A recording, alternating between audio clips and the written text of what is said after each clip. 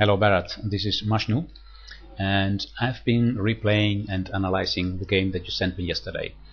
So we are going to go through the game move by move here. And by the way, I find it excellent that you analyzed the game yourself first. Send me the PGN with your own commentary, and that's a very good approach, because analyzing the game yourself first is very important. Before we go move by move, you write on your commentary here before the first move that when you joined this chess club 2 years ago, you got advice from a player who later went on to become champion of Cologne, and he told you that it would be a good idea to play as many different openings as possible instead of sticking to a few. And it's interesting. It's an interesting piece of advice. I think it has two sides. On one hand, the good thing is that by trying out all types of openings, your development becomes very wide, in the sense that you get to play all type of different pawn formations, different plans, different ideas, and that's very challenging. The counterpart is, of course, that your knowledge of openings stays very, let's say, superficial, probably, unless you have so much time that you can really study each opening that you play. But most of us don't have that much time, so that's why many times the opposite advice is given.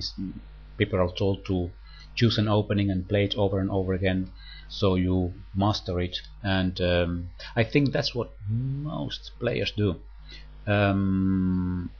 The counterpart of only playing one opening is, of course, that your knowledge becomes very narrow, and you are a specialist or in only a very small piece of knowledge. Playing all different openings has also the good thing that it's very difficult for your opponents to prepare against you, so because they don't know what to expect.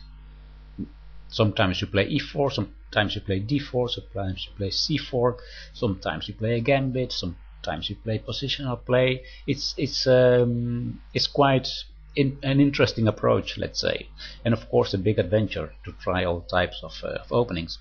Now in this game you tried this first move c4. That was this time's experiment, to play c4. Your opponent reacted e5. Now knight to c3. So this is an opening that is about these light squares. Many times g6, g3, bishop to g2, also using these light squares. And here your opponent plays c6. He's, let's say, shortening the diagonal. If the bishop goes to g2 later, it will be looking at this pawn block. You play knight to f3, attacking the pawn on e5, and the reaction of your opponent is very unusual. He plays the move queen to c7. Sorry. The most common move is to play d6 here. d6, opening the diagonal for this bishop to be developed, and supporting with the d pawn the e5 pawn. Queen to c7 is strange, but it has been played before. I did a search on a big database. I found a few games with this queen to c7 move, but not really high level grandmaster games. Many amateur games play with this move. I think this is not a very strong continuation. You reacted very well by playing a very healthy move d4. Still trying to control the center with your pawns, opening a diagonal to develop your bishop, gaining space. Good idea. He takes on d4, and here you took your time to decide how to retake. You made the correct decision by taking with queen here, because by taking with queen, well, on one hand you make it more difficult for black to develop his dark square bishop, because the queen is attacking g7, and secondly, this queen is also controlling f4. This means that later you can play your bishop to f4, supported by the queen, attacking this misplaced queen on c7. He played knight to f6, and here I had expected that you would play bishop to f4. You played g3 instead. Well, g3 is of course a good idea in the sense that you prepare to play bishop to g2 and to castle kingside. It's a very healthy continuation. It would be perhaps more consistent to, after retaking with the queen here, to play bishop to f4. Attacking the queen, d6 is a wrong move here for black, because then you play c5. This pawn is pinned over there. So he needs to play queen to b6 in this position. And this gives you the opportunity to castle queenside. Now, why castling queenside? On one hand, of course, the king defends b2, but that's not the most important thing. The most important thing is that you already get for free a rook on the d file, and this is going to be the weakness of black, this backward pawn. Perhaps here it's the best thing for black to trade queens. Queen takes queen and knight takes queen. Then later this knight can go to f5 and go to d6, for example. If black tries to prevent this by playing d6 now to control f5, you can play e3, and then later bishop to d3, and then again trying to fight for this f5 square. And the d6 pawn is going to stay a weakness for a while. Now, this weakness on d6 also happened in the game, so let's return to the game. So here g3, bishop to e7, bishop to g2.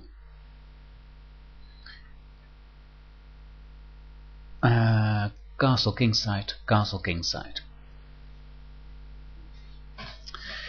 You did write here on your own commentary that you did consider to move your bishop to f4 one move before, or two moves before this. I think that's well, as I said, a correct idea. What your opponent did here is he played d6, and now you played bishop to f4. Still a good move. Still a good move, because you're attacking this weak point on d6, and later in the game this weak point, this pawn on d6, becomes a main factor for the attack of white. Queen to b6, and you don't want to trade queens. You played rook to e1. A bit strange, I found this. A rook on e1. In fact, if we look at this position really with strategic eyes, we can say that we need to put as much pressure as possible against this d pawn, this d6 pawn. So a more natural move would be to play the rook to d1. Placing the rook on d1, we increase the pressure against d6. If your opponent reacts with rook to d8, then we can try to double up rooks on the d file by playing rook to d2 followed by rook to d1. You write in your commentary that you weren't sure which rook to bring to the center. Well, I think in this case, with this plan of doubling up the rooks, it doesn't really matter whether you use the a rook first to d1, then to d2, and then the other one to d1, or the opposite. The rook on e1, rook f to e1, as you played, is a bit passive here, placing your own rook behind this pawn. Of course, I understand that your idea is to later play e4 and have a supported pawn, but I think that more active would be to place a rook on d1 to attack your opponent's weakest point. Now here your opponent traded, and by the way, it's very good that you already spotted here that you had a possible tactic. If your opponent would take on b2, then you have this beautiful knight to d5 combination, winning a piece, because if he takes on d4, you first take here with check, and then you retake the queen. You write on your commentary that you saw this idea, so very well spotted, I must say. And your opponent didn't fall into this trap. He traded queens. Queen takes d4, knight takes d4, and now knight to h5. You saw this coming, this move, knight to h5, and you write that you weren't worried about this, because if it takes on f4, you retake with the g pawn. You will have after e4 two strong pawns in the center and an open g file. The counterpart of this thought is that by allowing him to take on f4, on one hand you lose the pair of bishops, so you must be a bit careful about not weakening your dark squares in the center. And another thing is that you are ahead in development in this position, and as a rule, when your opponent is behind in development, he will try to trade pieces to diminish your firepower with your advantage in development. So perhaps it would be a good idea here to avoid this trade and play bishop to d2, although I do agree that it looks a bit like going backward to play the bishop to d2 back, but perhaps it's a thing to consider in this type of positions, because of this rule of when you're ahead in development, don't trade pieces. You played e4 here, and he took on f4. You retook with the pawn as planned, and now your opponent makes a big mistake. He places knight to d7, blocking his bishop, so giving you the possibility of playing knight to f5. That's what you do. Very well done. On f5, attacking the e7 bishop and putting pressure on d6. After rook to e8, you continue with rook a to d1. Perfect move. Attacking d6 for the second time. Now your opponent plays knight to b6, which is a big mistake. You saw it one move too late. That's what you write here. After you had moved knight to e3, you realized that you could have taken this bishop on e7, because after rook takes e7, you can take on d6, and well, you can not only take on d6, there's actually an even better continuation, that is to play c5 here, with the same idea that this pawn cannot take because of rook takes, rook to d8 checkmate. So now the knight must move, and then you can take the d6 pawn with the pawn. And look how strong this pawn looks here. Later you will play e5, and you will have these two beautiful connected pawns, on one already on the 6th rank. This is really a wonderful position for white. Now what happened in the game is that after this knight to b6 move, I assume that what happened is something that happens a lot in our thinking pattern, that we see that black has a threat of taking this knight on f5, so we want to move it away, not to trade it. So you think about knight to e3, and then we don't think about this more tactical way of thinking, that after trading on e7 the back rank becomes weak. Well, you just missed it, but well, it happens. Let's continue. Bishop to e6, attacking c4. c4 is supported by b3, of course, very good. Then rook a to d8. It looks as if black is bringing his pieces more into play, and here you continued with the move f5.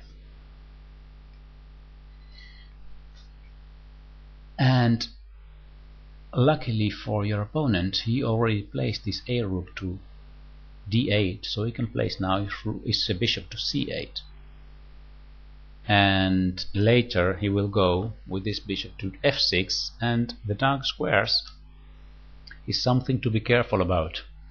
You allowed to trade your dark square bishop with this knight from h5 on f4. So this is something to think very well about. What happens after bishop to f6? How dangerous will this bishop become? Well, he's attacking c3 now. You go to e2, and then he plays g6. You take on g6, so you solve this double pawn on the f file. Still you have two pawns that control the center squares. On the other hand, these two, let's call them hanging pawns, sometimes there can be a target of attack, but in this position it's very difficult for black to attack them. You go with your knight to g3, and you write in your commentary that you are overprotecting some important squares. In this case, the square f5, and also the square d5 is being overprotected by white. So you have all these pieces directed to d5.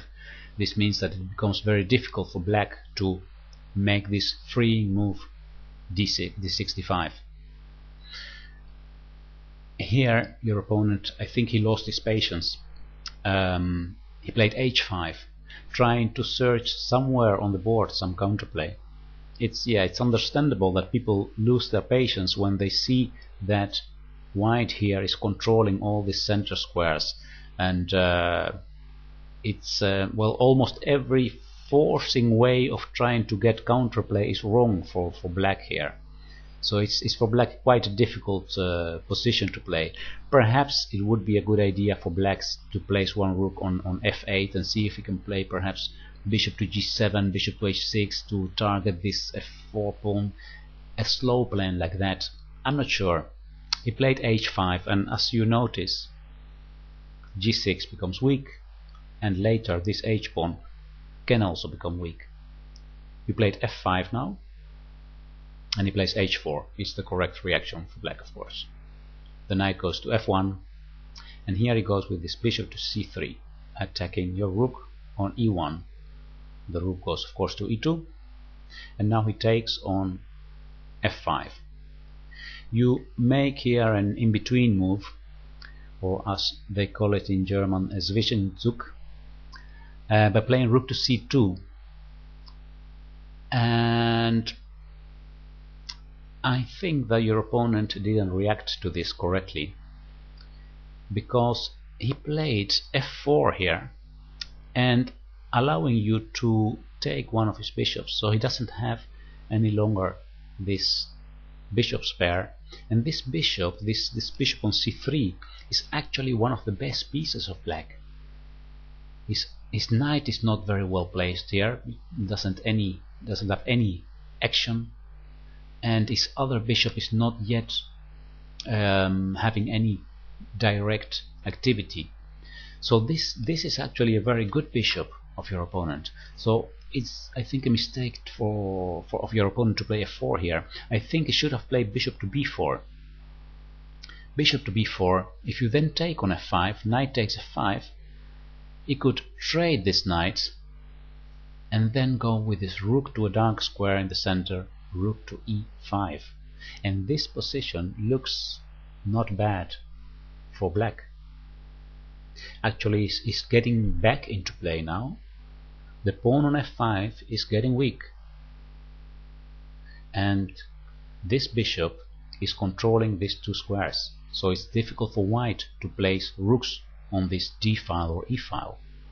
So I think that perhaps this in-between move wasn't a very good idea. On the other hand, after the continuation in the game, of course, you got a good position here. He gave you his most important piece. Now he plays h3, bishop to f3, and this pawn looks very strong, but it's actually a weakness. Later you can perhaps play king to h1 and rook to g1. Let's continue with the game. He plays a rook to e5. Again, a moment of tactics. By placing his rook on e5, he's leaving the rook on e8 undefended. Each time that your opponent leaves a piece undefended, see if there are some tactics.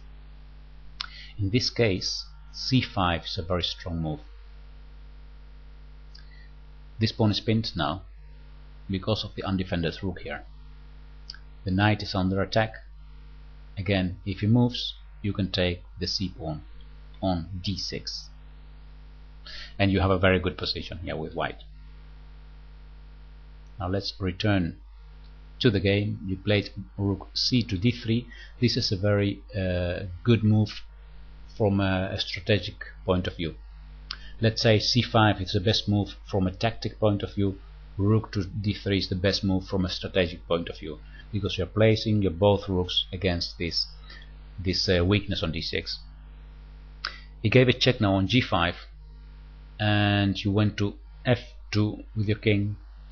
Now he advances d5, and you take, he takes, and then you take again. You have now a very strong position. Your pieces are active. You have a pawn, you are a pawn ahead, this e-pawn, and your opponent's pieces are not yet working together. He places rook to f8 here. And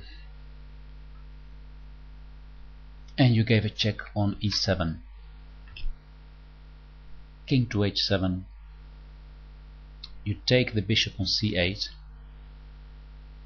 He takes back, and here you decide to make some rook moves to achieve the 40th move, the time control. A very practical idea. Let's say after king to e3, then you start making a few rook moves, and you see that trading rooks will be good for you, because the endgame will be better for you with this, that you are a pawn ahead, and this h3 pawn is going to fall because of your light square bishop. Bishop to g4, rook to e7, king to f4, very good move, activating all your pieces surrounding the black king, supporting the e-pawn very well. King to g7, bishop takes h3, rook c2 attacks the h2 pawn and the a2 pawn, so you defend it by going with the rook, this powerful doubled rook on the d file. Rook goes back to c6, and now bishop to f5. A very strong square for the bishop, supported by his own pawn, and you are ready to continue the attack by either rook to g2 or later rook to d6 if this rook goes away. He plays a5, and you advance the pawn, the h pawn. So actually your opponent has now a hopeless position. Your pawns are going to continue advancing, and his king is so vulnerable there. a4, h5, a takes b3, a takes b3, and now rook to f7. The next move is a great move, sacrificing this pawn on h6. Perfect decision. h6 check. After king takes h6, this poor king is going to be checkmated. Soon rook to g2, threatening to play rook to h8, and then rook takes h7, checkmate. He plays rook to c8. Again, a very good move, check on d6. And here your opponent resigned, because he's going to be checkmated in two moves. There is no way to avoid the checkmate. If it goes to h5, then rook to h2 is checkmate. Very well executed this mating net that you build up here with white. And there are some interesting points in this game. Let's go back very fast to have a short recapture of this. Well, this strange move of your opponent. Now here, combining queen to d4 with bishop to f4 would be the most logical idea. You fianchetto here instead, and then this is an important moment, by the way. Understanding here that the rooks belong on the d file. because d6 is the weakest point. Later you do bring your rook to the d file. This is also an important decision, allowing black to take on f4. It has two sides. One hand, the good thing, you create this strong pawn center controlling the center squares. On the other hand, you must be careful with the dark squares later. So rook to d1 here, and here, well, we already talked about that, the missing of this tactic by taking on e7. Bishop e6, b3, and the other important moment is the moment when you play this rook to c2. Well, actually, perhaps underestimating the power of this bishop on c3.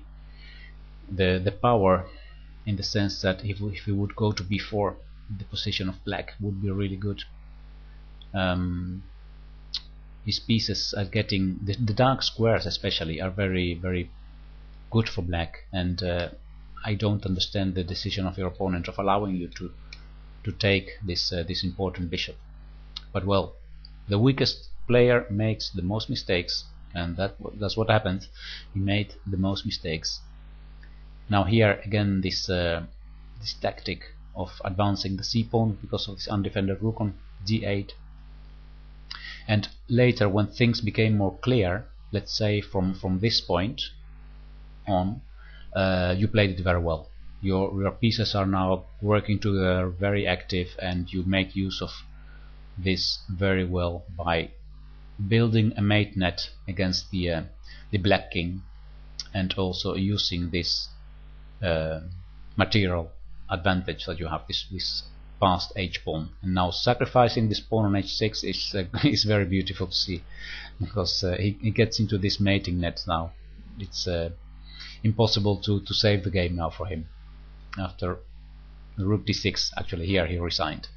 Okay, so interesting and instructive game, I think. Well, I suppose that you will continue experimenting with other openings, and that will bring, I think, more of this type of games that are on one hand interesting and helpful to analyze. On the other hand, they will bring also some risks, because you will get into positions that perhaps you don't know very well. So if you meet stronger opponents, so now and then you will notice that they are more used to these openings of defenses that they play. But well, anyway, thank you very much for sending me this game. It was a pleasure analyzing it, and I hope that you enjoyed the video. Lots of luck in the rest of your tournament games, and I'll see you next time. Alright, thank you.